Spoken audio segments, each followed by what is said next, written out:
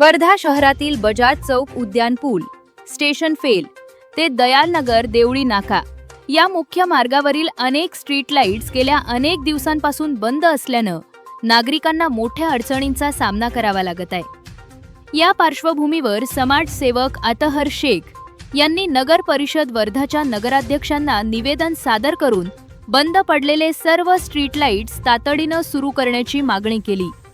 रात्रीच्या वेळी या मार्गावर अंधाराचं साम्राज्य असल्यामुळे महिला, विद्यार्थी, ज्येष्ठ नागरिक आणि वाहन चालकांच्या सुरक्षिततेचा प्रश्न निर्माण झाला असून अपघात आणि असामाजिक घटनांचा धोका वाढल्याचं त्यांनी निवेदनात नमूद केले। या संदर्भात संबंधित अधिकाऱ्यांना त्वरित सूचना देऊन मार्गाची पाहणी करावी आणि सर्व स्ट्रीट लाईट्स लवकरात लवकर सुरू कराव्यात अशी मागणी करण्यात आली आहे। दरम्यान नगराध्यक्षांनी निवेदन स्वीकारून संबंधित विभागामार्फत आवश्यक कार्यवाही करण्याचं आश्वासन दिले आहे।